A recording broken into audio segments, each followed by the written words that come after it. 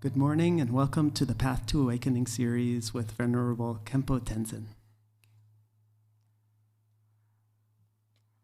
We'll get started in the yellow prayer book, pages 4 and 5. Until awakening, I take refuge in the Buddha, Dharma, and the Supreme Assembly. By the merit of generosity and other good deeds, may I attain Buddhahood for the benefit of all beings.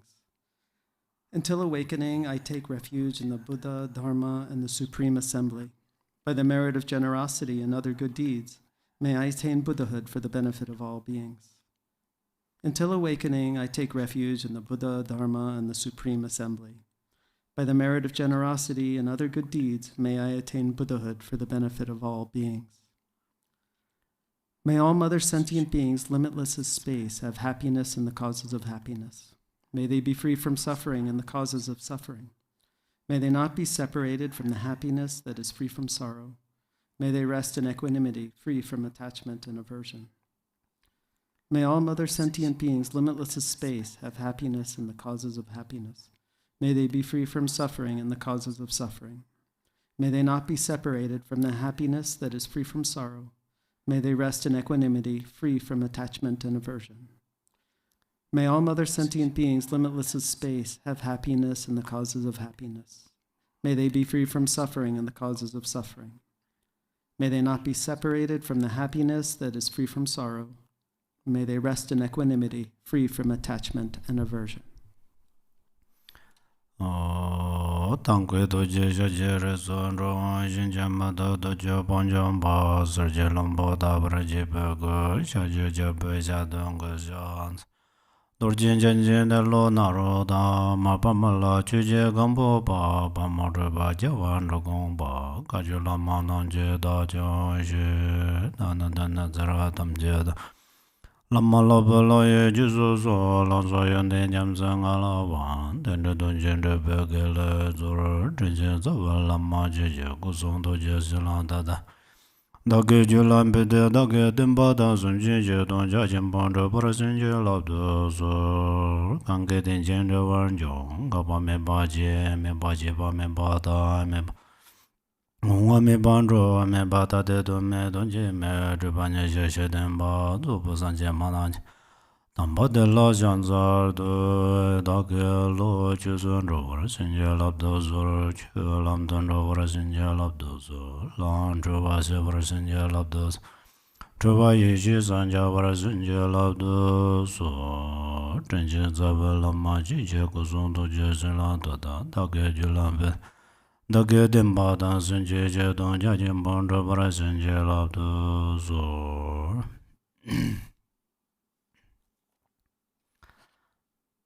Many Tashdele, the Dharma brothers and sisters.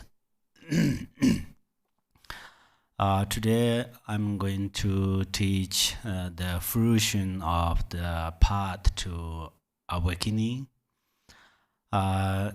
Since months ago, I taught the first steps of Dharma and introduced what are the 10 virtues and what are the 10 non-virtues. And then we talked about the result of these actions, karma. And then we went on to 4 thoughts and 4 noble truths. And then I introduced other topics, including the Sutra paths and the bhumis, and the paths and the Vajra paths, Vajrayana paths and the bhumis. In the Sutra path, we discussed the main practices of shamatha, vipassana, and the main practices of the Vajrayana, which are generation stage and completion stage.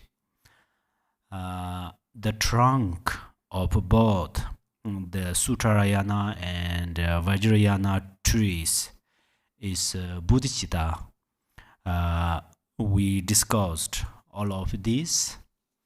And then for supporting them are the vows and empowerment. We discussed the vows of the Sutrayana, Vajrayana, and the four empowerments. And then we also discussed the kayas, which are the fruition of the Dharma. But inside this fruition also has fruition. So today we are going to discuss this. But first, I would like to tell you a few details about what fruition is. Fruition has many categories. The plants, they have fruit. Trees, they have fruit. And then our body, speech, and mind have fruit. Dharma practice also have fruition. Virtues unrelated to the Dharma and non-virtuous activities also have fruition. So in the relative truth, the main expression of fruition is related to karma. So karma actually means action. This action creates especially our present actions, create happiness and also create suffering.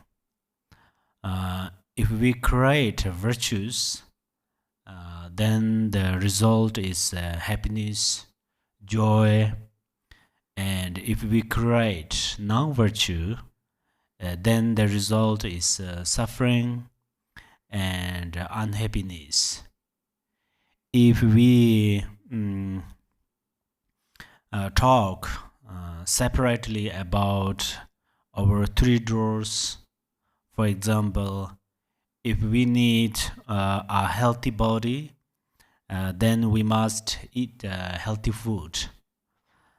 We drink healthy things like a juice or something, and this is the cause. This is our action. The result is then we are not sick, or we are healthy.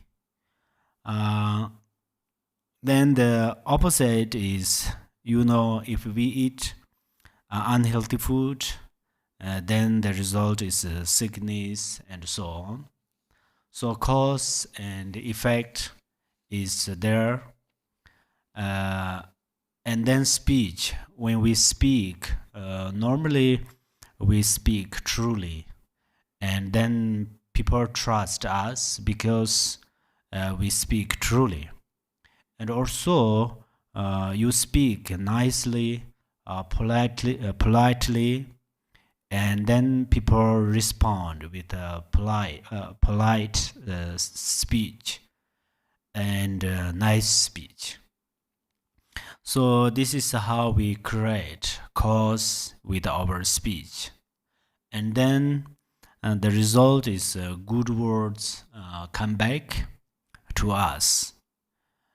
If you use harsh words, it makes others' mind unhappy and also makes oneself unhappy. And then we recite Dharma or teach Dharma or recite mantra. These are actions of speech. And the result is that it purifies non-virtues of speech and establishes the 60 aspects of melodious speech. Or it creates the Sambhogakaya and so on. Some of these are that one's speech is subdues attachment, times anger, purifies ignorance, conquers maras, and is always excellent. The mind is the same. If you create compassion, then the result is happiness. When you have very uncomfortable thoughts arise in your mind, really your arise compassion. It is like if these uncomfortable thoughts are like pepper, then if you give rise to the fire of compassion, this compassion burns thoughts continuously and then completely. That means your uncomfortable feeling is purified in the fire of compassion. All Dharma fruitions are included in three categories. First is the view, the perfect mundane view is that we accept karma and we trust karma. This is a wonderful fruition by itself. It is a perfect view. When engaging in mundane activities, since we accept karma and trust karma, it is like we protect ourselves. Since we trust karma, then we can obtain the fruition of good karma, which is happiness, joy, harmony, and peace. This is what we need on the everyday level too. Then what we do not need is suffering, obstacles, and so on. So these are all related to karma. And if we have to practice according to cause and effect, we need to understand cause and effect, how they are related, how it affects our lives. If we realize the view of cause and effect, what is the benefit? How does it solve the current problems? And then how does it benefit our progress towards enlightenment? So we have to understand this, and how to understand is, as Gampopa said, in the 10 things to be emphasized. In the very beginning, the practitioner should emphasize learning and analysis of Dharma. And after the practice of meditation, done with experience, should be emphasized. So, listening, reflecting, and meditating will inspire our confidence in karma. Basically, we all trust karma and we say, okay, this life is the actions of previous lives. And then we have a next life. That part we accept, right? The influence of karma on our past and future. But how the power of accepting karma can change our current actions. how this view of karma benefits and protect us. This is quite hard to understand. We ignore this part. We don't try to understand it. We don't practice to recognize the working of karma in the present moment. But it has a powerful effect. So that's why we have to be more mindful of what we are saying, what we are doing, and what we are thinking. If you pay attention in this way, you can see how karma works in your life, and then you will trust in karma. You can follow the law of karma.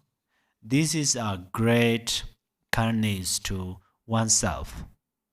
As Gampopa said, not using the three doors, which are body, speech, and mind, of our life in ordinary acts, but endeavoring to unify the two accumulations is a great deed to oneself.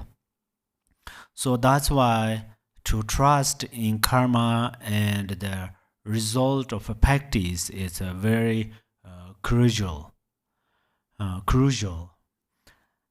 Then second, the fruition of Dharma is Bodhichitta and compassion. As it says in Lord Jigten Sungung's fivefold Mahamudra, if the rise of helping others has not been on upon the horse of love and compassion, the cheers from the crowds of gods and humans will not come. So persevere in this primary intention. Actually, Bodhichitta and compassion are the essence of Dharma. We say that the reason is the eyes of mind, right? The eyes of mind cannot melt without the sunlight of Bodhichitta and compassion. This is the nature of interdependence. This is the law of karma. If we are going to melt ice, it is related to the warmth of the sun or the element of warmth fire. Cooled ice cannot melt cooled ice. Usually when we are practicing Bodhichitta, most of us think, okay, Bodhichitta is very important. And always when we are in the temple for practice, only in the beginning of practice, we recite some Bodhichitta prayers, and then at that time we generate Bodhichitta. Or sometimes gurus give instructions on Bodhichitta, and only at that time do we practice on Bodhichitta. That is usually what we do. Yes, of course, these are necessary. At the same time, during our daily life, during walking, talking, sitting, and doing things, especially when we are doing something, at that time we should seal all of our actions into Bodhichitta. This is, for example, when you see some beautiful flowers and beautiful environment. And then you think, may I become like this beautiful environment and beautiful flowers. And may I benefit mother beings just as these flowers help me now. This environment helps me now. And then when you have some good weather, enjoy a nice temperature, at that time you can also aspire, oh, this temperature is very nice. May I benefit mother sentient beings just as this good weather benefits me. And then when you eat food, if you get delicious food, at that time you think, may I make all mother beings as happy as this food makes me. And same with drinks. We are going over these very specifically.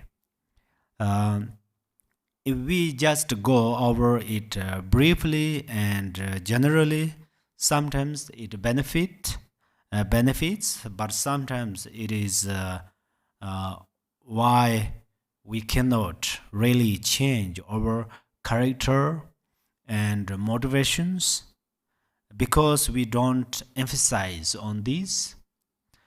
We don't try to be mindful on our practice. That's why no matter how many years we have heard about Bodhichitta, or how many times we have received the Bodhisattva vows, still we cannot change our behavior, our character, our motivations. So it is not the mistake of those who gave us instructions of Bodhichitta and who give us vows of Bodhichitta, Bodhisattva. It only comes from our side. We don't try to come along step by step on Bodhichitta practice, remembering it daily. Only when we receive vows and instructions, at that time we think, oh, it is important, it is nice, that's all. Actually, that has a great benefit and a great merit, but it cannot hold our mind continuously. So we ourselves have to work with this. And then, of course, we have grasping, we have anger, we have jealousy, we have pride.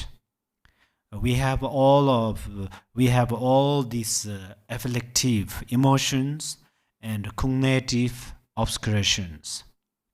Also, they are continuously growing in our mind.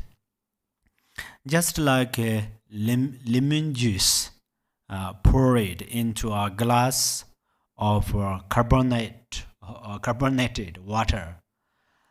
When we pour it into the glass, bubbles come up continuously. Similarly, we have these afflictive emotions and so on. So when we arise, how will we benefit ourselves? Because each and every one of these afflictive afflictive emotions harm our peaceful mind, harms our relaxing mind. They do not let us rest. We know from meditation, when we meditate single-pointedly, and then in afflictive emotions arise, we cannot relax. So, for example, when our anger arises towards someone, and we meditate on bodhicitta and compassion, at that time, this anger, though it cannot suddenly be removed. Absolutely, we cannot suddenly avoid this or make it disappear. But like a very stiff, right? Very stiff piece of paper,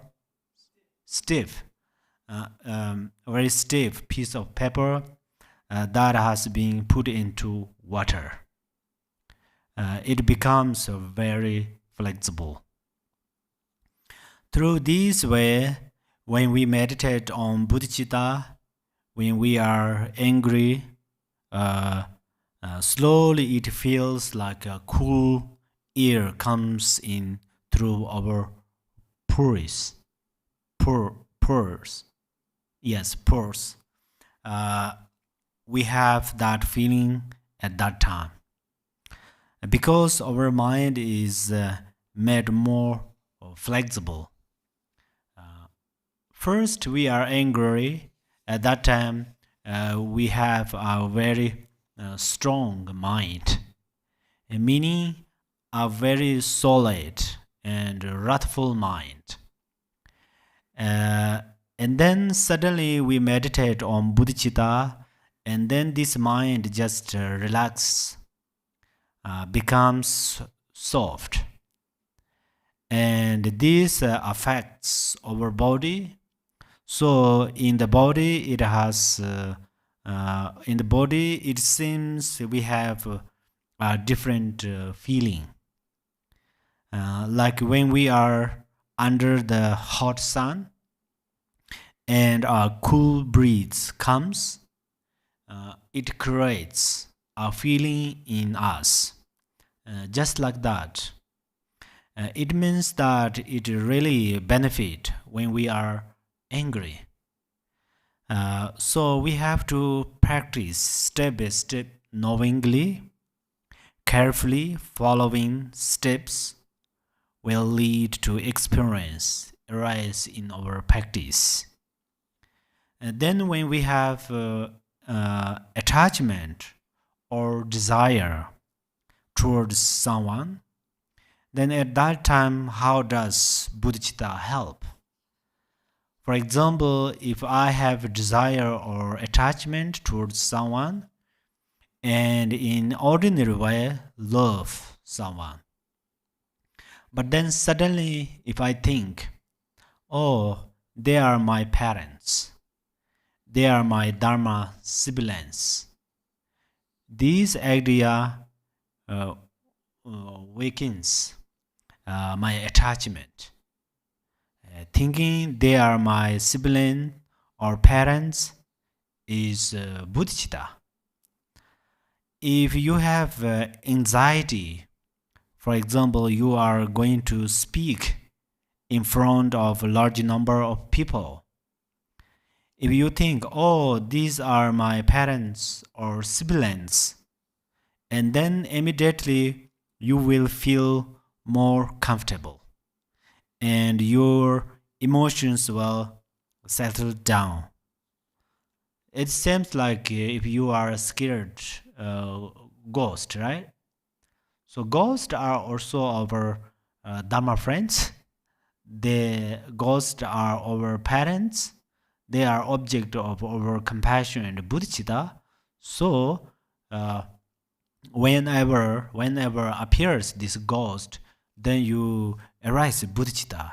Really, bodhicitta is the best protector. So then jealousy. When we are jealous, at that time, how does bodhicitta help us? Jealousy means, for example, someone has good knowledge, and then you are jealous of that, and somebody has good wealth. When you are jealous of them, someone has power, then you are jealous of them. Then when you are jealous, you are unhappy. Perhaps you can destroy that person's happiness because of your jealousy. Perhaps you cannot harm them in any way. It only destroys your peace of mind. and makes you unhappy. So when jealousy arises, suddenly we think bodhicitta. Then there are different ways to do this. Sometimes being mindful of bodhicitta suddenly turns your mind to joy, to rejoicing, especially when you practice for quite a long time on rejoicing. Then you don't need to think many things when you feel jealous. Just suddenly you think of bodhicitta, and it will lead your mind into rejoicing. If you have not practiced rejoicing that much, then you have to think a little bit like, oh, he or she has good knowledge, good wealth. They are my parents, my mother, since beginning lives. If we can think like that, our jealousy will subside. If we cannot do that, then think, they are my Dharma brothers and sisters. Why do I feel jealous? Through this thinking, then this jealousy will be reduced. If you arise 100 degrees of jealousy, then you thinking they are my Dharma brothers and sisters. If my brothers and sisters have good health, good wealth, good knowledge, good merit, then I am happy, right? We spontaneously rejoice.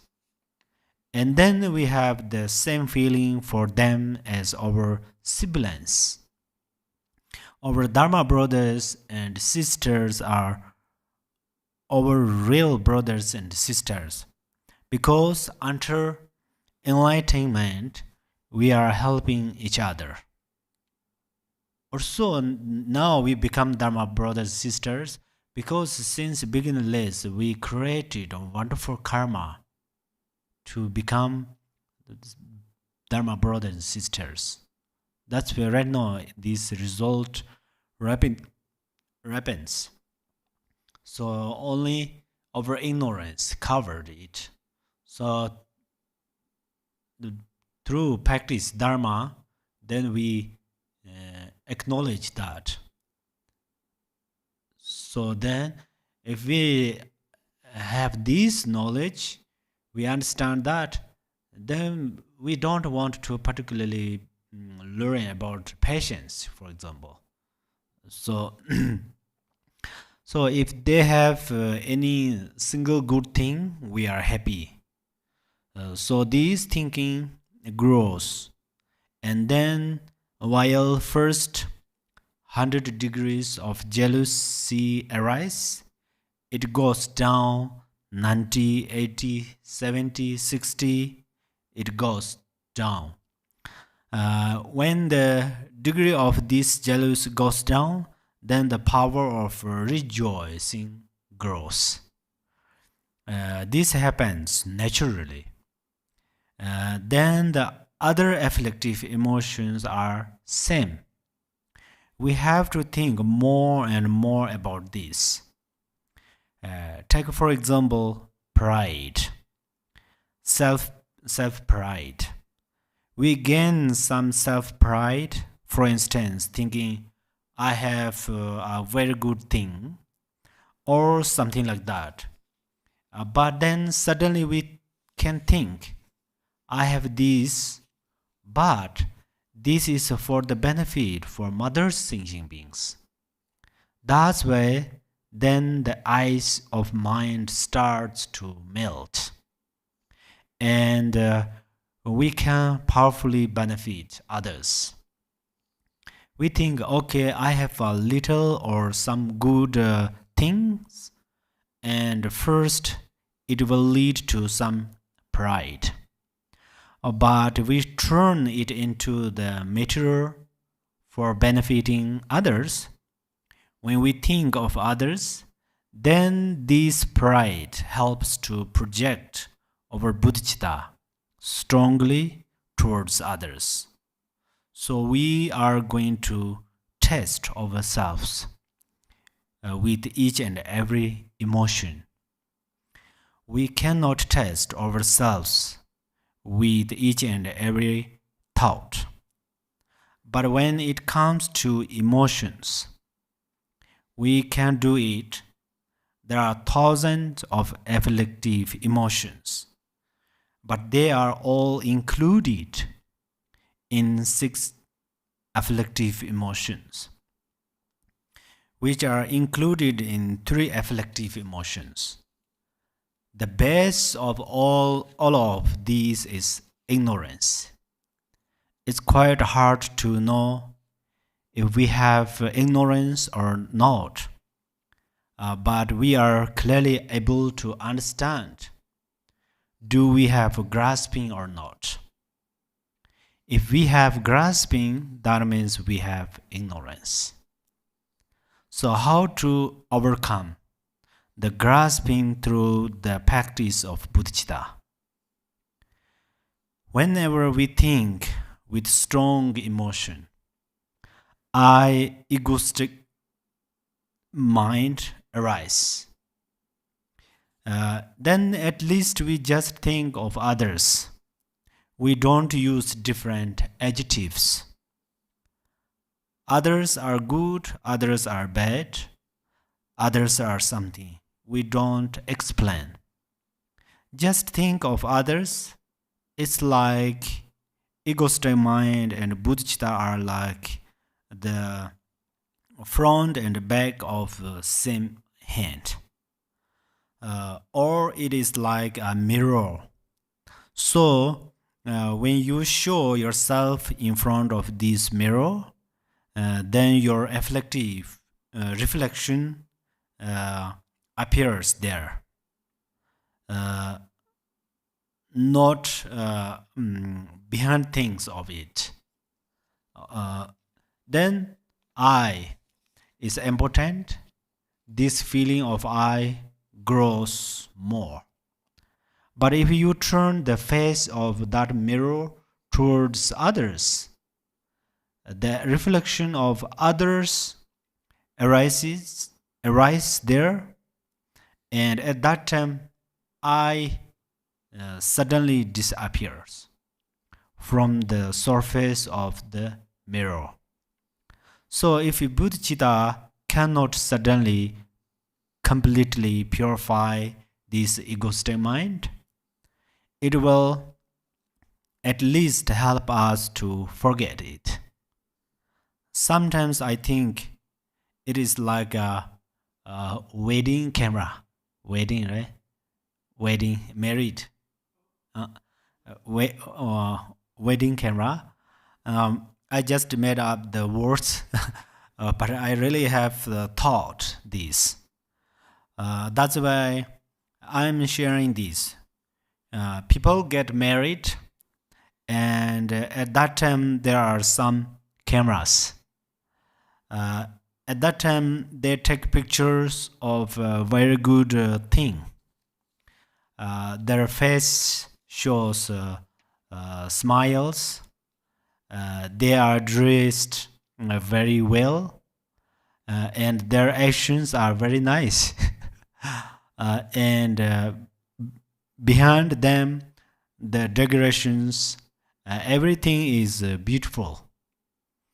And then the guests who arrive do so nicely, beautifully, lovely, and they are harmonious, peaceful, and then they speak. Their speech is also nice. Nice. At that time, I think they speak good things to each other. That means whatever this camera captures, it gets lots of good things. all the pictures are positive. The recordings are of good things. So if our mind is like this camera, then we have giving rise to bodhicitta.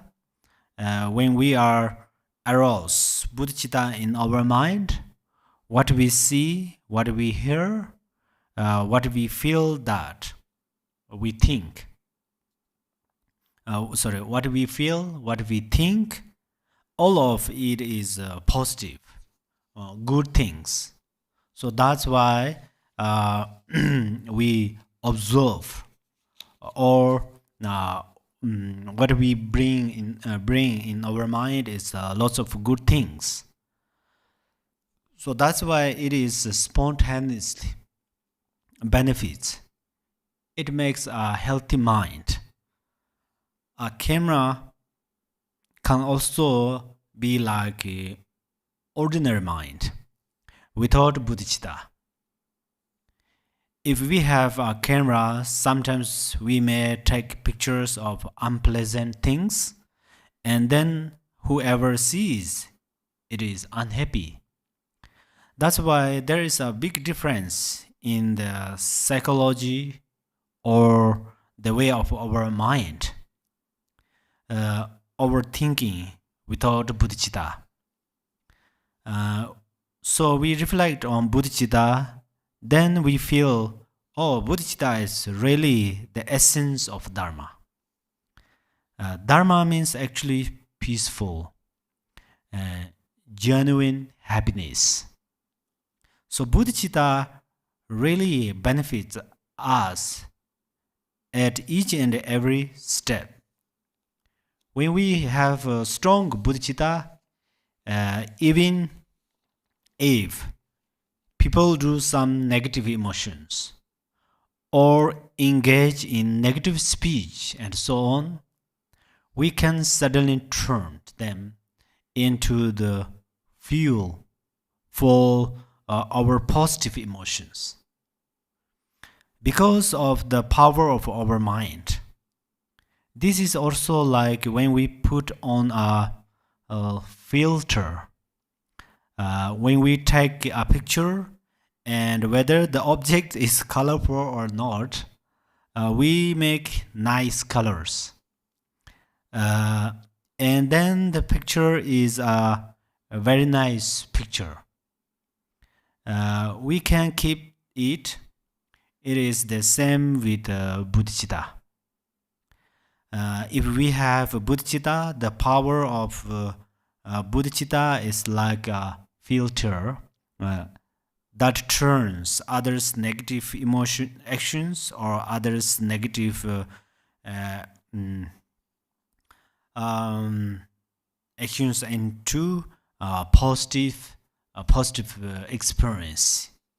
So then we really feel, oh, bodhicitta is the essence of Dharma or the fruition of Dharma, and then we have more love for bodhicitta. Then our love for bodhicitta is a special support for bodhicitta to increase. So thinking of our own benefit, we realize we need bodhicitta, and thinking for others, we need bodhicitta.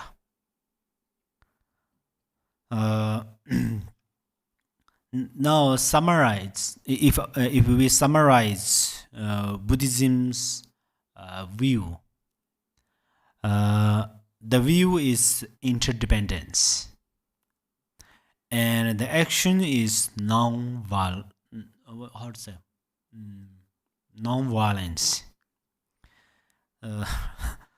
So as for interdependence, the reason we generate compassion and bodhicitta is because everything is interdependent. Because of interdependence, if we generate compassion and bodhicitta, it will benefit others. Also, after we benefit others, good result happen in our life. This is also because of interdependence. This part is a very crucial point. Otherwise, we often say that everything is interdependence, but it is quite hard to arise the feeling of that truth. But when we have this view of interdependence, then spontaneously we will take care of lots of our actions. Our conduct transforms into the conduct of non-violence, because we have the view that everything is interdependent. We know if we do good things, the fruition is good. Then when we have that view, automatically we will take care of everything. Even if you have just a plate of food, that food and your body are interdependent. So first, if you clean that food precisely, cook it, and do whatever else is needed to prepare the food, then you eat it. Then your body accepts it, and it helps your body and support good health. So it means you will have a healthy body, and also it is the same with our way of thinking. Malicious thoughts, covetousness, negative emotions, whenever they arise in our mind, they damage our channels, and life force wins, and this affects our life. However much we have deep knowledge of interdependence and value it, that creates more benefit for us. And then spontaneously we take care of others because we see how we are all interdependent. Bodhichitta and deep view of interdependence are fundamental parts of fruition of Dharma. This is actually not only a higher practitioner's way of practice. We all can do it in daily life. But then, of course, we go deeper. Actually, Dharma realization or understanding is really infinite. By infinite, I mean it is not something that you will be able to understand easily. We understand parts, but however much we go deeper, we must gain more understanding. However much you reflect, you can go further. However much you meditate, there is more to experience. However much realization you give rise to, there are deeper levels of appearance, increase, and accomplishment to be gained. And then within that, increase has different degrees. Appearances has different degrees, like vivid appearance, complete appearance. And accomplishment also has different degrees. That's why the 4 yogas of Mahamudra are divided into 12 parts. For example, the yoga of single-pointedness is divided into three actions: lesser, medium, and higher. Also, simplicity is divided into the same three sessions, as is one test and non-meditation. So that means each and every one has three divisions. So these divisions are according to our realization, and similarly, there are further divisions. In this case, these divisions are incremental. Beginning from the first yoga, the lesser one-pointedness is from when you meditate on clarity and emptiness, and through this meditation give rise to bliss,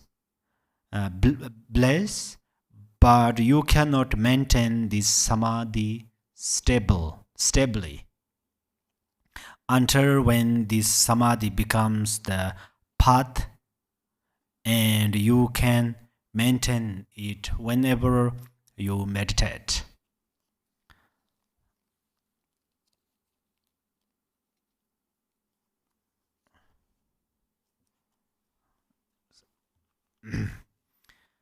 The medium one-pointedness is that even when you do not make an effort, meditate, still the samadhi of clarity and emptiness comes. And then when you do meditate, your samadhi is deeply stable. The higher one-pointedness is that during the four activities, which are standing, lying down, working, and sitting, at any time, you can spontaneously remain on clarity and emptiness. Your meditation is also completely stable in clarity and emptiness. This is the higher one-pointedness. And within one-pointedness, there are 6 further divisions that determine whether your practice of one-pointedness is perfectly accomplished or not.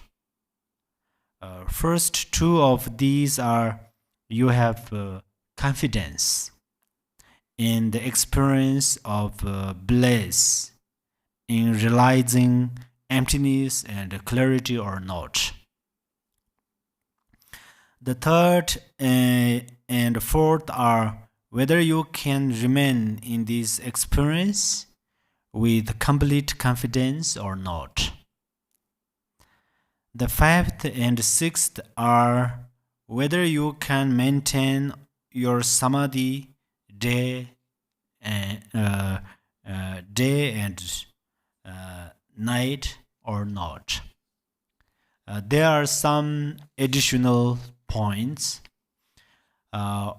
Whatever thoughts arise, without rejecting or giving them up, they automatically become in aside to meditation. That means your thoughts embraced by mindfulness become one with meditation. But if you hold on to your thoughts and make an effort to meditate, that means your thoughts are not yet meditation. Then if your mind is very distant from the outwardly activities, then you will gather many qualities of single-pointed meditation. If you are caught by these outwardly concerns, then these qualities will not yet arise completely. And then whenever you arise from single-pointedness meditation, if compassion spontaneously arises and you pray to benefit others, at that time the seeds of the Nirmanakaya and Sambhogakaya are sown. So that means you will be able to slowly attain those kayas. If you come out of the meditation of single pointedness, and it is quite hard to arouse compassion, that means you have not yet planted the seed of the Rupakayas. Also, when you stop meditating or single pointedness, and your mind is very much full of inspired confidence, that cause and effect really never betray. You have that confidence arising, and then you are free from relative truth. But if you couldn't find that inspired confidence, you are still not free from relative truth. During the practice of single-pointedness, one will experience clarity, emptiness, and bliss.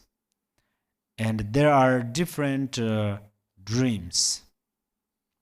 And sometimes you can have more dreams and less fixation.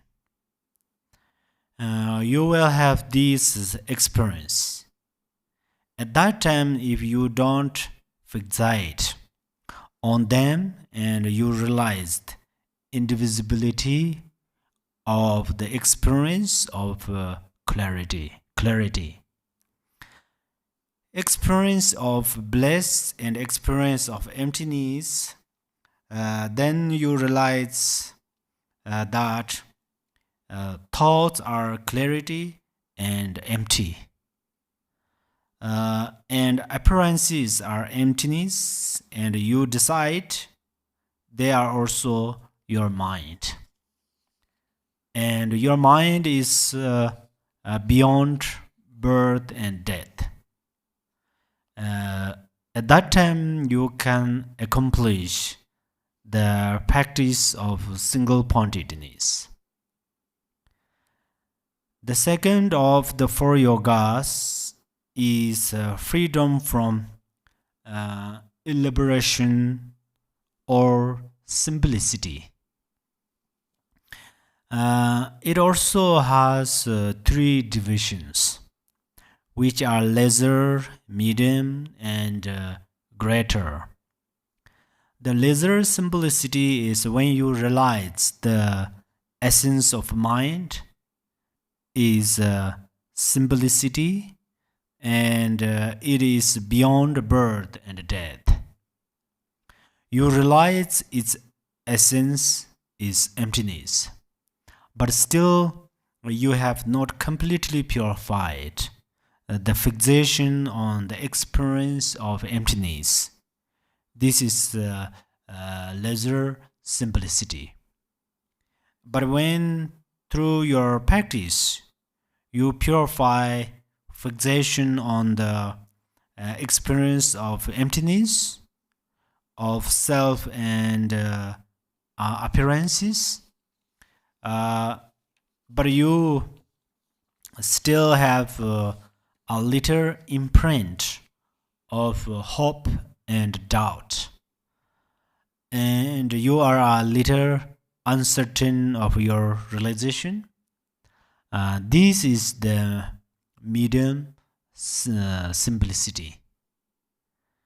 And then when you have no more fixation on the emptiness of the appearances of samsara and nirvana, and you are free from fixating to them as anything, then you no longer have any hope of attaining nirvana nor fear of samsara. This is great simplicity.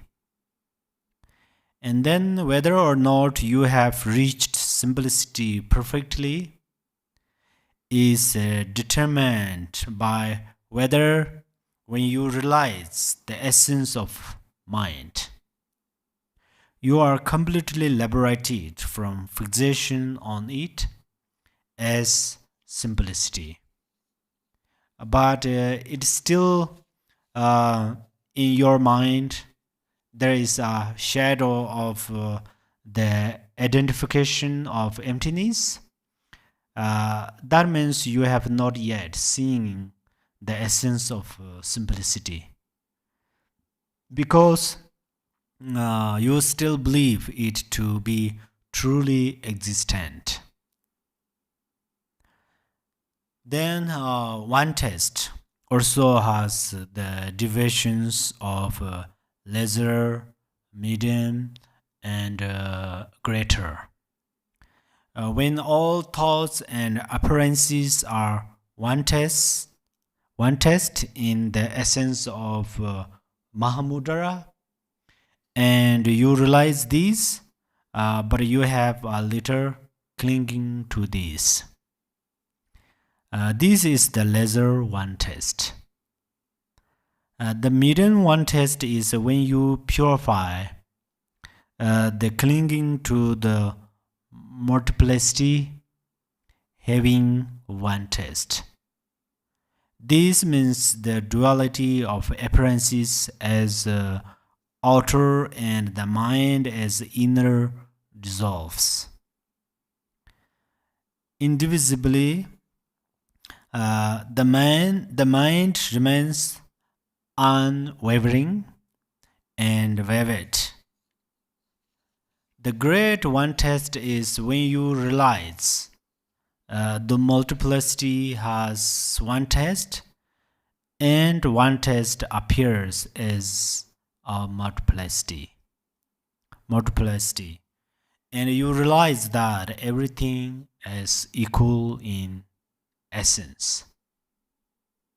During the lesser one test, to a minor degree, your experience a solid fixation on reality. During the dream state, there is some slight confusion and clinging. Sometimes you have the experience that all three, your body, perceptions, and mind, are indivisible. But your bodhicitta is not stable. At the time of medium one test, a subject and object dissolve into one, but there's still a little fixation on these realization. During the dream state, your confusion is even less than before, and you have no noticeable clinging to solid reality. At the time of a greater one test, it is easy to experience that everything is one test.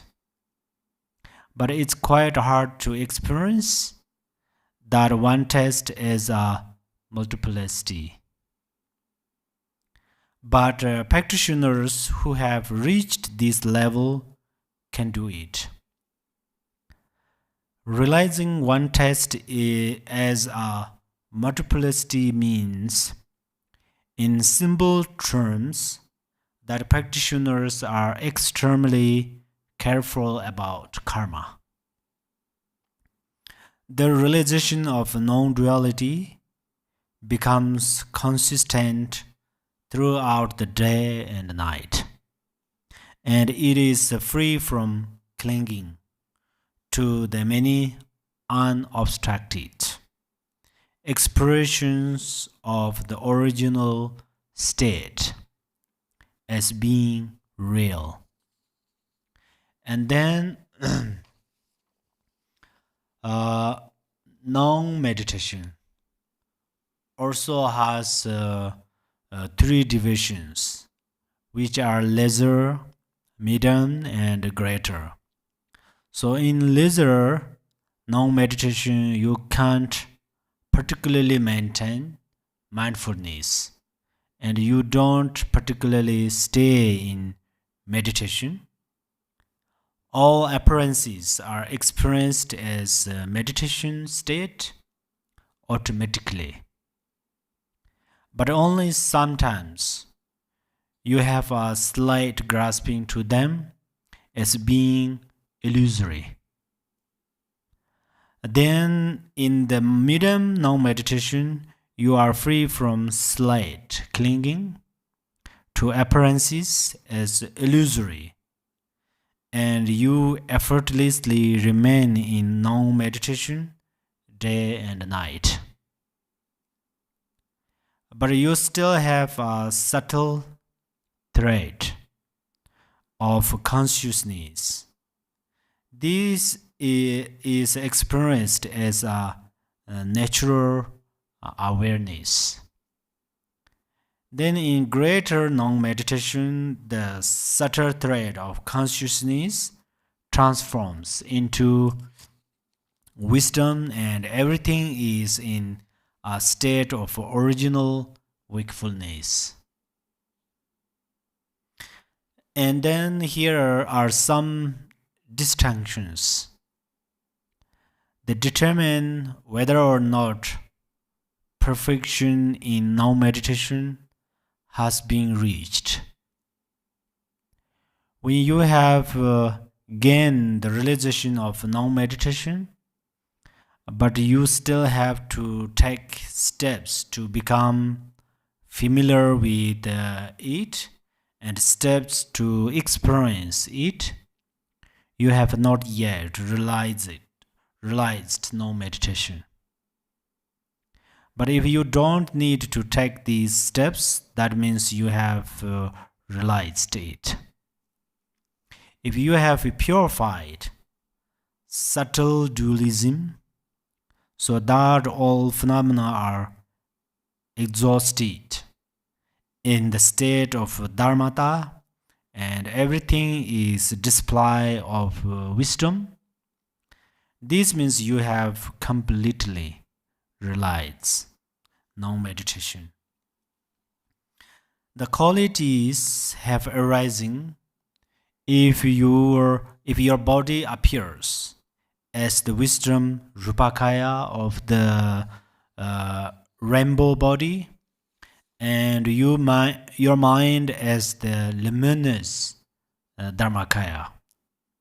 Thus the world is experienced as all encompassing purity. And then you have accomplished the activities of the kayas. If you have reached perfection as the dharmakaya, in which basic space and original wakefulness are indivisible, thus your inexhaustible adornment will of body, speech, and mind spontaneously and ceaselessly fulfills the needs of sentient beings. In brief, at the time of leisure non-meditation, dualistic perception has mostly dissolved. At the time of medium non-meditation, even the most subtle dualistic perception, which is like a magical illusion, dissolves, and you become uninterrupted the state of non-meditation throughout day and night. At the time of a greater non-meditation, the extremely subtle trait of thoughtless non-recognition dissolves into original wakefulness. The ultimate view is, as it says in Ganges Mahamudra, the nature of mind is luminous, without any objective of reference,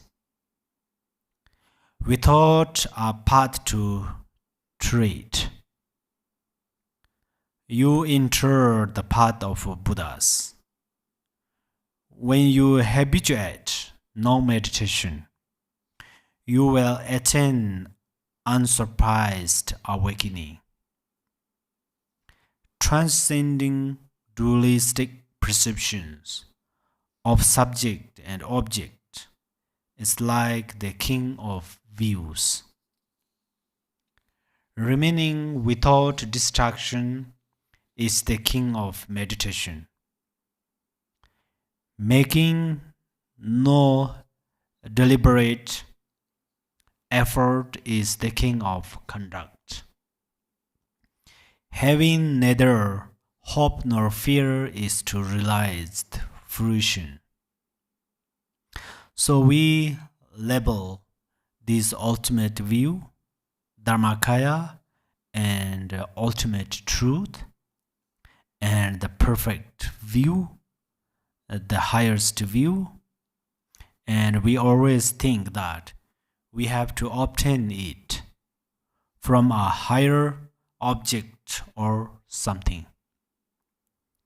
It is possible you may think if we can gain this fruition, or we can find the ultimate view from the ordinary mind. Then why couldn't we find it until now? That is right. We always spend our time with the ordinary mind, but we couldn't find the ultimate view from it.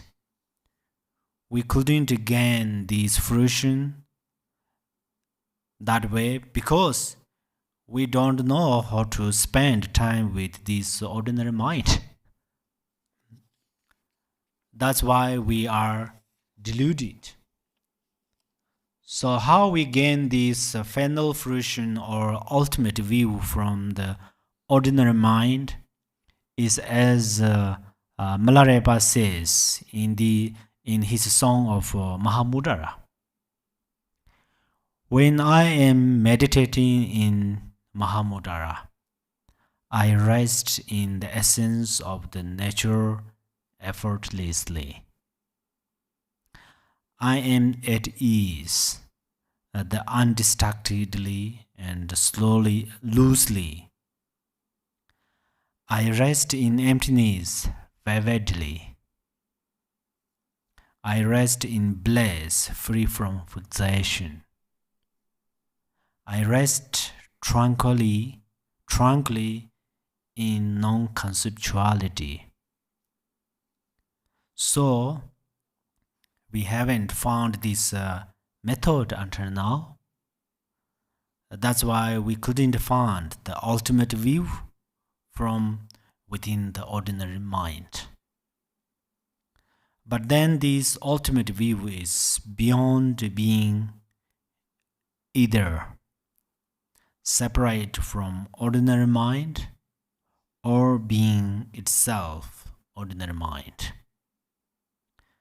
if you think like that, then this ordinary mind itself is ultimate view. It is itself final fruition. As it says in Zopa Chimbo Vajra song, as all elaboration is pure from the beginning, the extreme of existence is giving up, as the effulgence of Rigpa is spontaneously present. The extreme of non-existence disappears. Even to assert both is just in engagement of conceptual expression. May the ultimate nature of the inexpressible and inseparable quality be seen. In brief, if we realize this ordinary mind, then we will be liberated from samsara. But realizing ordinary mind doesn't mean, oh, this ordinary mind is just ordinary mind. That we already know. So this realization cannot liberate us.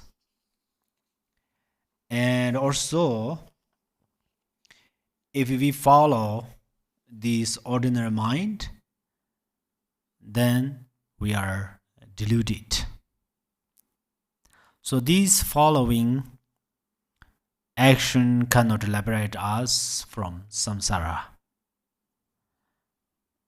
And then if we meditate unskillfully on this ordinary mind, meaning we try to fix it, these also cannot liberate us. But then how we are liberated through this ordinary mind is the essence of ordinary mind is ultimate truth. We have to see this essence of ordinary mind. If we realize this essence of ordinary mind, then after we realize it, then there is no ordinary mind beyond the essence of ordinary mind. So that's why Milarepa said in his middle way Vajra song, or those skilled in realizing this do not see consciousness, they see wisdom. Do not see sentient beings, they see Buddhas. Don't see phenomena, they see the essence. Also, Gampopa said, I have recognized this very ordinary mind is intrinsic awareness. That I could realize. That is the kindness of my root guru, Gypsy Milarepa, who is the real Buddha.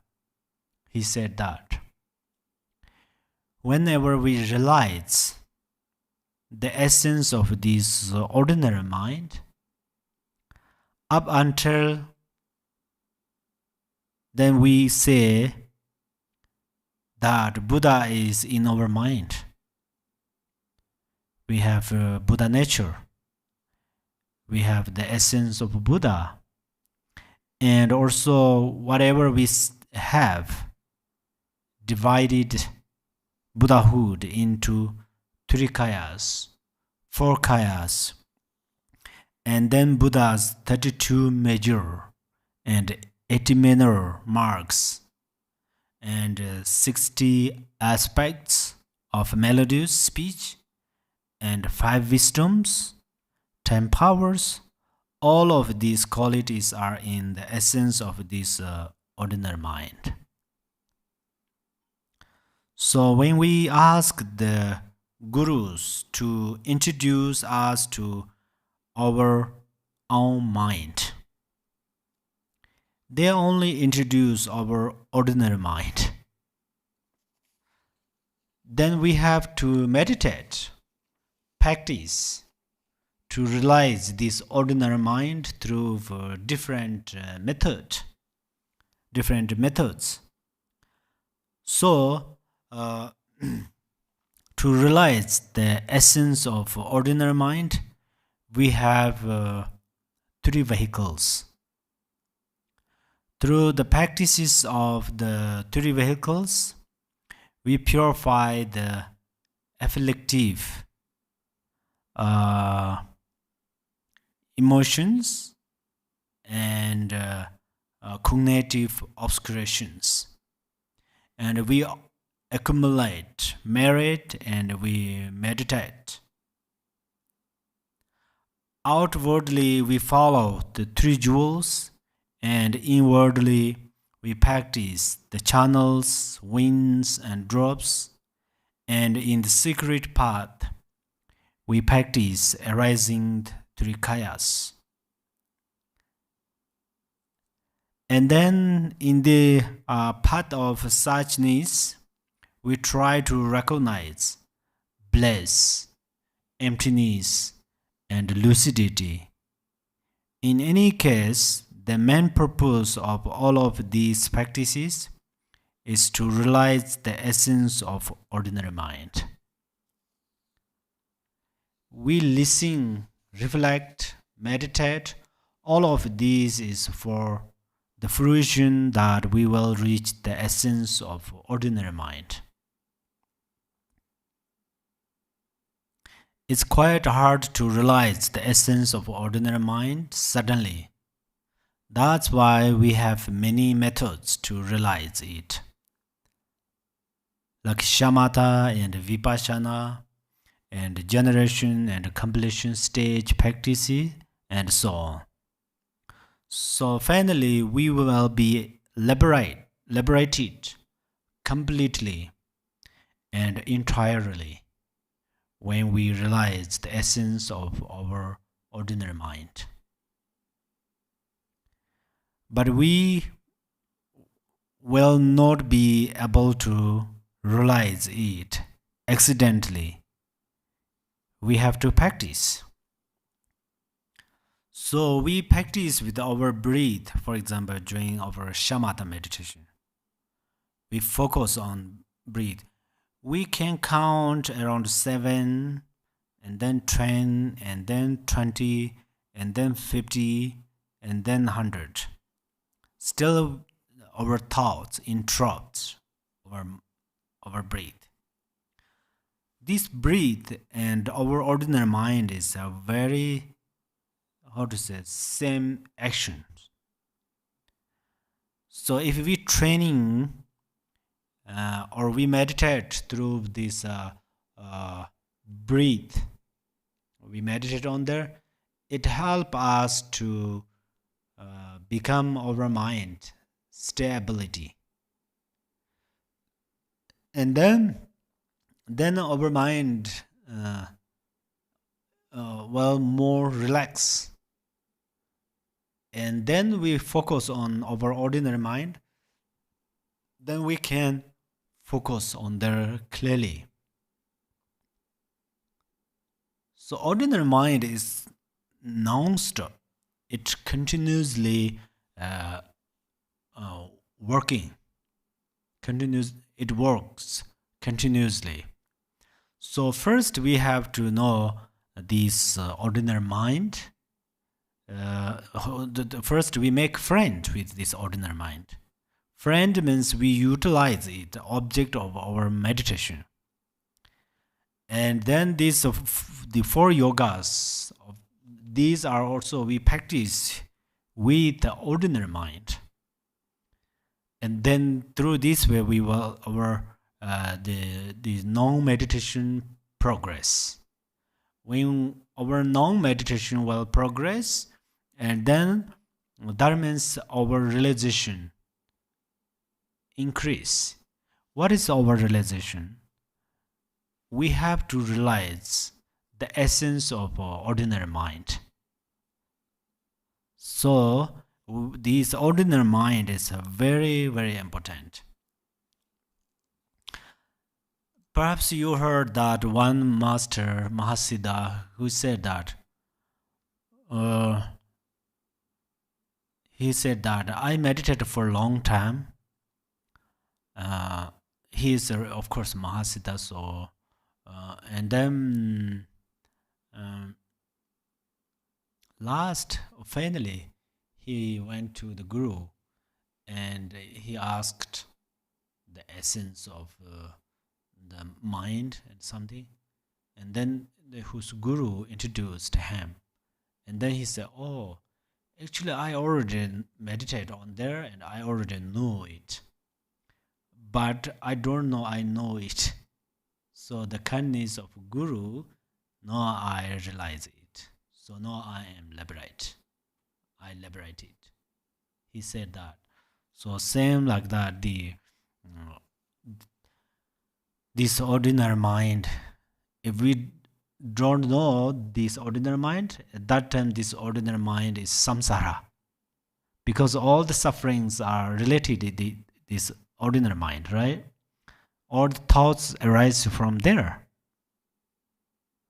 But when we realize the essence of this ordinary mind, then this pure mind, this ordinary mind is pure mind, this ordinary mind is the Buddha. So we don't want to search Buddha fields beyond our ordinary mind.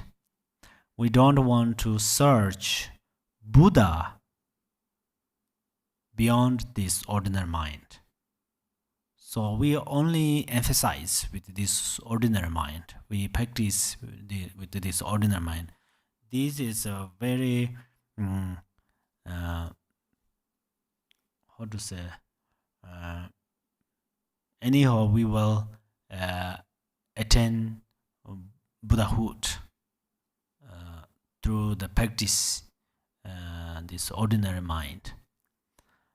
So we have to emphasize on there. But we will not be able to realize it just accidentally. We have to practice. We have to meditate. As Lord Jigten Sunggon said, if you are skilled in mindfulness, you are skilled in meditation. So we have to meditate to realize it. First, meditators must rely on mindfulness. Without utilizing mindfulness, one's meditation will not improve. So continuously utilize mindfulness. And then slowly this mindfulness will become meditation. For example, during our non-meditation, at that time we don't particularly say that we must rely on mindfulness, because at the time of lesser non-meditation, dualistic perception has mostly dissolved, and without having in deliberately meditate or deliberately remind yourself, all perceptions are experienced as meditation training. Until the time of greater non-meditation, when the extremely subtle trait of thoughtless non-recognition dissolves into origin wakefulness, so that the mother and child, luminosity, luminosities intermingle. Everything is not the all encompassing expanse of original wakefulness. For the benefit of yourself, you attend Dharmakaya in completeness. Since its natural expression is mastered, free from any partiality, it is taught that the reflections of the form bodies for the benefit of others will spontaneously fulfill the welfare of beings for as long as samsara lasts. So this is actually the fruition of meditation. This is our highest fruition. So whenever we attain this stage, we completely realize the ultimate view, or we attain the final fruition. We call it the Mahamudra view, or the essence of Mahamudra. According to Lord Jigten Sungong, in order to gain the Mahamudra view and realize the essence of Mahamudra, we need 5 instructions, and we have to keep 8 Samayas. It says, first, for Mahamudra instructions, one must rely on lineage order. This is number 1. And then second is one must attain the Mahamudra view through realization. It is related to realization because knowing the view intellectually is not real Mahamudra realization. So these will be realized from Guru's instructions and through one's devotion. And then one also has to realize this ordinary mind is beyond birth and death. And then this ordinary speech and sound emptiness are as ice in water. So they are real non-duality. We have to progress through these realizations, then we will be able to gain the real view of Mahamudra. And then third is meditation, also has to rely on experience. That meditation has to rely on experience, means basically mindfulness. Whether we are in retreat or not, we are specifically meditating or not, there is no schedule. I mean that this is time for meditation. This is not like this. It is always time to be mindful. And then we keep mindfulness. Whatever we do, especially now that our object is ordinary mind, so then slowly we will realize this ordinary mind is unelaborated. And then fourth is conduct or action. This action called one test. So one test is like emptiness and compassion being one test. When we arise emptiness, we have no compassion. And when we arise compassion, we have no emptiness. This is not one test. So the real path of Dharma is the union of emptiness and compassion. Whenever we give rise to the realization of emptiness, compassion should spontaneously increase. Because whenever we arise emptiness in our mind, we realize the subtle connections of cause and effect. Whenever we realize the subtle relation between the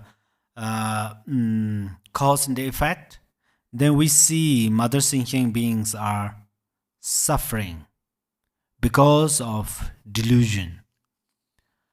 Their mind is completely deluded. They need happiness, but they create the cause of suffering. They don't need suffering, but they don't know how to cultivate the cause of happiness. So that's why we all have to become familiar with the union of emptiness and compassion. And then also the union of appearance and compassion, emptiness. We are misled through appearances. For example, something appears to us, and then we cannot perceive or realize, oh, that is emptiness. We think this is real. So our fixation or emptiness, appearances betrays us. If we can see the emptiness of appearances, then happiness and suffering we can make one taste. So happiness and appearances, happiness and suffering become one taste. Actually, it's really great happiness. If we can do it, because now our happiness is a very temporary happiness. Temporary happiness is actually suffering. Because we are attached to temporary happiness, and then when it changes, this creates suffering. Because it is impermanent. When temporary happiness disappears, then the suffering is more painful, more sensitivity, more sensitive. So this point is very important. And then fifth is we have to inspire confidence. That means actually we have to decisively determine that the essence of ordinary mind is real Dharmakaya. It is non-duality. Experientially, we have to decide that if we can do it, then as it says in the Ganges Mahamudra, we must not doubt and look directly at the nature. Then the eighth Samayas of Mahamudra are actually related to this fifth instruction. We have to keep these 8 Samayas of Mahamudra as our life force. The first is that when you realize that mind has no birth and no death, still you should not give up your guru, your master. Second, don't discriminate between the Vinaya teachings and Vajrayana teachings. They are all related to each other. And then third, it says if you have no hope to attain enlightenment, still you should not stop your daily practice. So this means when you realize enlightenment is not beyond your ordinary mind, that the essence of your ordinary mind is enlightenment, you realize that, but still you don't stop accumulating virtues. And then fourth is, if you have no doubt that you will not be born again in samsara, because you gain the great experience, but still you should not ignore subtle ignorance or creating the cause of subtle ignorance. I don't mean you should create it. I mean, if you start to create non-virtue through your body or speech or mind, then you request your attentiveness to work. And then this attentiveness supports your mindfulness, and then you try to avoid this action of non-virtue. Then fifth, it says, if you have a power of samadhi, so that even if you sit on the ocean, you will not sink. Because of the power of your meditation, or if you sit in the river will not carry you away because of the power of your samadhi. Don't give rise to a single bit of pride. And then the sixth samaya is, if you realize that samsara and nirvana are non-duality. That means your realization is very high, but your conduct is still in accord with what is best for others. Because other people, they haven't realized that non-duality. They even don't know that you have realized it. That's where your actions, your conduct, everything favors what is suitable for others when you are in front of them. Then the seventh samaya is, even if you realize that the Buddhas and the mother sentient beings, they are of the same essence, one essence. You have to arise compassion spontaneously. That means you see all this samsara as nirvana because of the power of your realization. And this land is a pure land, so you haven't any negative perceptions. And your realization is completely purified. But you have to generate compassion. Because as Milarepa said, when I see mother beings in samsara, I feel they are in the center of fire. That's where I deeply arise compassion spontaneously.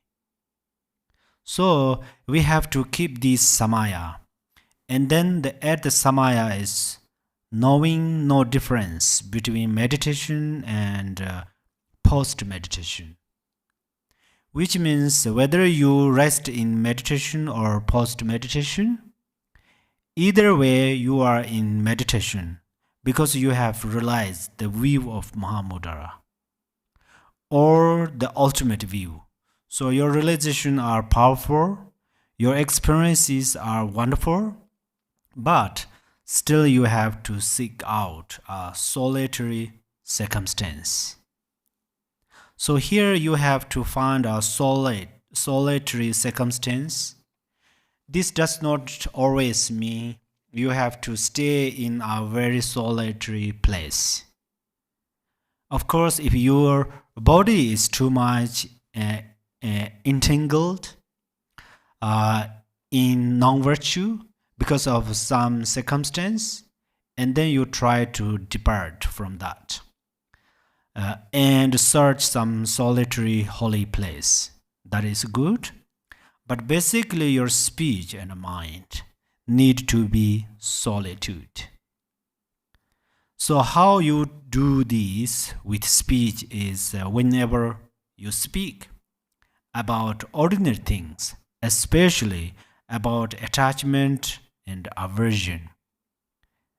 At that time, try to bring your mind back into the Dharma and virtues, or compassion and so on, or the ultimate view, of course, and speak more virtuously. So don't use ordinary speech much. Instead, recite mantras and keep silent. So this is how you should relate to the practice of keeping your your speech solitary.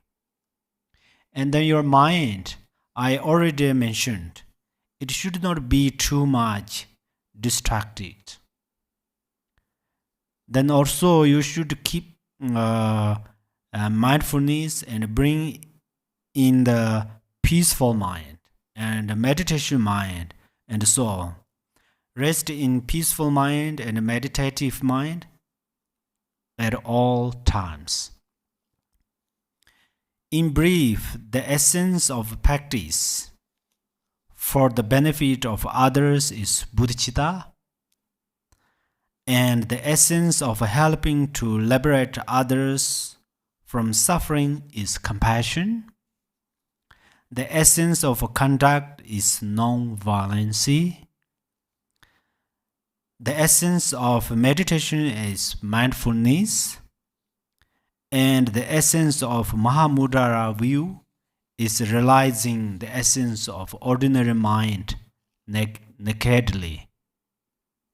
Whenever we accomplish these things, then we become liberated primordially, attaining enlightenment of ourselves. We become Buddha in original awakening, enlightened from the very beginning. So, we are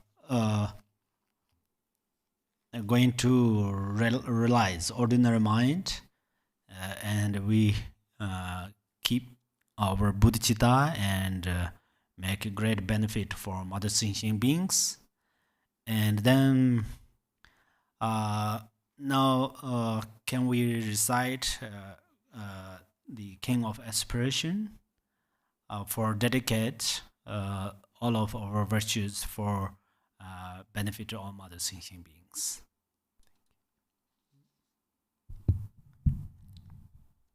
In the blue prayer book on page 52. Homage to the ever-youthful Manjushri. With purity of body, speech, and mind, I bow to all the heroic Buddhas of the past, present, and future, without exception, in every world, in all the 10 directions. By the power of this aspiration of Samantabhadra, I bow with as many bodies as there are atoms in this world, to all those victorious Buddhas manifest in my mind, and I pay homage to all of them. I conceive the entire realm of truth to be completely filled with enlightened ones.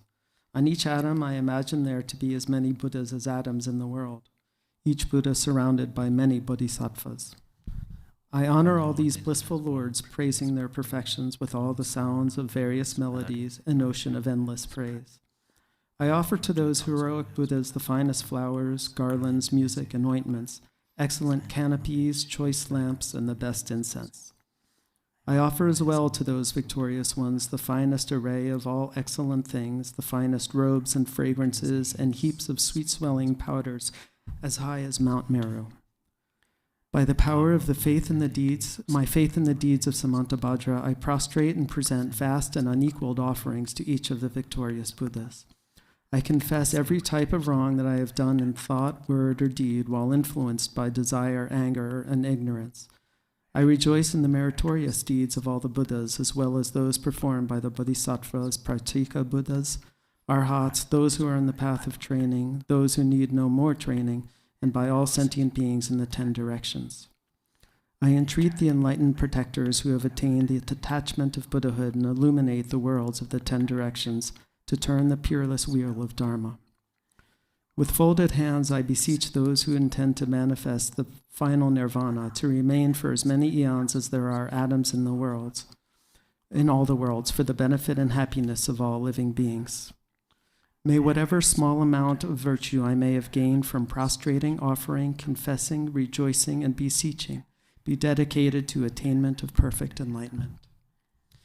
May I worship the Buddhas of the past and those now present in the worlds of the 10 directions. May those to come quickly fulfill their aspirations and reach Buddhahood by traversing the stages of enlightenment swiftly. May all the worlds of the 10 directions become extensively and completely pure. May it be filled with bodhisattvas and victorious Buddhas who proceed to the royal tree of enlightenment. May all living beings in the 10 directions always be happy and free of sickness. May they be endowed with favorable circumstances for achieving dharmic goals, and may their wishes be accomplished. May I remember my lives in all states of existence while in the training for enlightenment. In all my successive births and deaths, may I always embrace religious life. May I follow all the victorious Buddhas and perfect all the deeds of Samantabhadra. Pure in the morality without defect, may my conduct always be flawless. May I teach the Dharma in every tongue, in whatever sounds are understood by living beings, in the languages of the gods, nagas, demons, spirits, and human beings. May I steadfastly apply myself to the 6 perfections. May I never disregard my intention to attain enlightenment and completely remove whatever faults may obscure my path. May I be free from karma, emotional afflictions, and the influence of demons, like the lotus unsoiled by the mire, or like the sun or moon in a clear sky, so that I may proceed unhindered. Throughout all the lands and all the directions, may I relieve the sufferings of all the lower realms. May I be able to bring happiness to and provide benefit for all living beings. Fully accomplishing the activities of enlightenment, may I work in harmony with the needs of all beings. May I practice and demonstrate the deeds of Samantabhadra through all future eons. May I always associate with those whose activities are similar to mine. May we act alike in thought, word, and deed, and may our aspirations be as one. May I always associate with spiritual friends who wish to help me and teach the deeds of Samantabhadra. May I never cause them pain or disappointment. May I always personally behold the victorious Buddhas, those guardians surrounded by bodhisattvas. Without tiring in all future eons, may I always present them with magnificent offerings. May I always uphold the Buddha's holy Dharma and illuminate the deeds of enlightenment. May I train in the practice of Samantabhadra in all future eons. Through rebirth in all the states of existence, may I gather an endless store of merit and wisdom. May I become an inexhaustible treasure of all virtues of method, wisdom, concentration, and liberation. May I always behold as many pure lands as there are atoms present in each world, with inconceivable Buddhas sitting in the midst of their bodhisattvas and performing the activities of enlightenment. In this way, may I be able to see everywhere, even on every mote of dust, countless Buddhas of the past, present, and future, limitless pure lands, and endless aeons. May I always heed the pure speech of the victorious Buddhas, which holds within each word the totality of the perfect Dharma, and an ocean of languages precisely suited to the needs of each being. May I possess the perfect intelligence to heed the endless melody of speech when the victorious Buddhas of the past, present, and future turn the wheel of Dharma. May I accomplish the Bodhisattva's practice of entering the past, present, and future in a fraction of a second. May I know in a single instant all that is encompassed in the duration of the 3 times. May I behold all the heroic Buddhas of the past, present, and future in a single instant. May I always perform their activities through the power of liberation from illusion. May I perceive upon a single atom the perfect design of the pure realms of the past, present, and future. Thus may I enter into the realms of the victorious Buddhas in all directions. When the illuminators of the worlds of the future realize the stages of Buddhahood, turn the wheel, and enter the profound peace of nirvana, may I always be in their presence. May I accomplish the perfect power of enlightenment, the power of miraculous swiftness, the power of perfection of every spiritual path, the power of all virtuous qualities, the power of all pervasive loving kindness, the power of the merit of every virtue, the power of all transcendent wisdom, and the powers of perfect knowledge, method, and meditation. May the forces of karma be utterly purified, the power of passions utterly subdued, the power of demons utterly destroyed, and the power of the deeds of Samantabhadra perfected. May I tirelessly perform the enlightened activities for an ocean of aeons, purifying an ocean of lands, liberating an ocean of beings, realizing an ocean of Dharma, attaining an ocean of wisdom, perfecting an ocean of practice, accomplishing an ocean of aspirations, ceaselessly serving an ocean of Buddhas. May I completely fulfill all perfect aspirations to the enlightened activities of the victorious Buddhas of the three times by attaining enlightenment according to the deeds of Samantabhadra. The eldest son of the victorious Buddhas is called Samantabhadra. I dedicate all these virtuous actions that my deeds may be like his. May my body, speech, mind, deeds, and environment always be pure. May I become equal to Samantabhadra in these excellent aspirations. May there be no limit to my activities. May there be no limit to my virtues. Through limitless perseverance, may I accomplish all miraculous deeds. The limit of living beings is like the limit of open space. May the limit of my aspirations be equal to the limit of their activities and passions.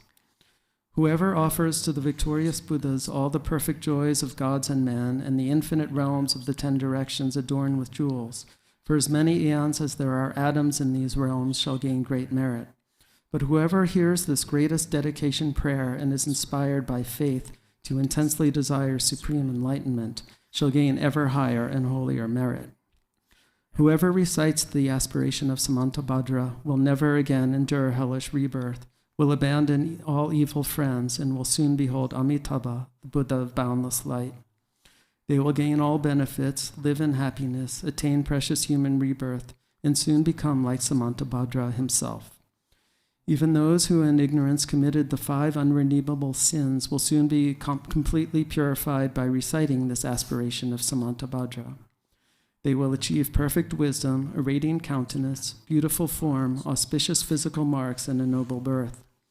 Profane and devilish beings will not trouble them, and they will be honored in the 3 realms. They will quickly reach the tree of enlightenment and reside there to benefit all beings. As enlightened Buddhas, they will turn the wheel of Dharma, taming the demonic hosts. Whoever preserves, teaches, or recites this aspiration of Samantabhadra shall ultimately attain perfect Buddhahood.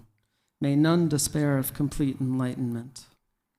In whatever way valiant Manjushri and Samantabhadra know how to transfer merit, so do I dedicate all of my own virtues that I might train to be like them. Since dedication is praised to Supreme by the victorious Buddhas of the 3 times, I dedicate all these roots of virtues to accomplishing the seeds of Samantabhadra. At the moment of my death, may all obscurations be removed, that I may behold Amitabha, the Buddha of boundless light, and go to Sukhavati, the pure land of perfect bliss. In that blissful land, may I completely fulfill all of these aspirations and benefit all beings as long as the universe remains. Joyful there in that blessed assembly of the Buddha, may I be reborn like the holy ones from an exquisite lotus, and may the Buddha Amitabha himself foretell my own enlightenment. May I thereafter emanate endlessly through the power of perfect wisdom to accomplish countless benefits for living beings in all the 10 directions.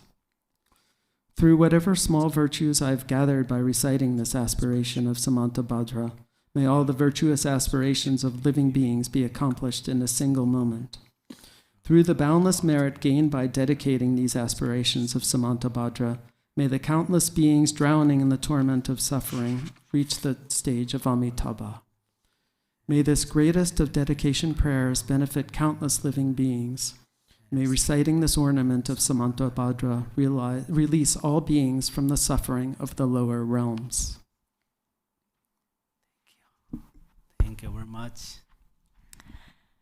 I want to thank Khenpo Tenzin for teaching this series on essential Dharma and transmitting instructions and knowledge and experience to all of us.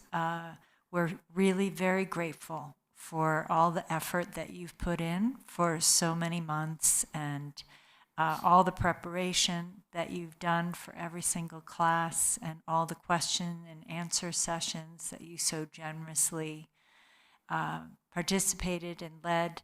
And so we just thank you from our hearts, everyone who's benefited from your teachings, and we request that you will continue to teach us, and look forward to your next series that will be announced later in the summer. And so on behalf of the Worldwide Sangha, I will make an offering on behalf of everyone. But thank you so much, Khenpo Tenzin. Thank you very much.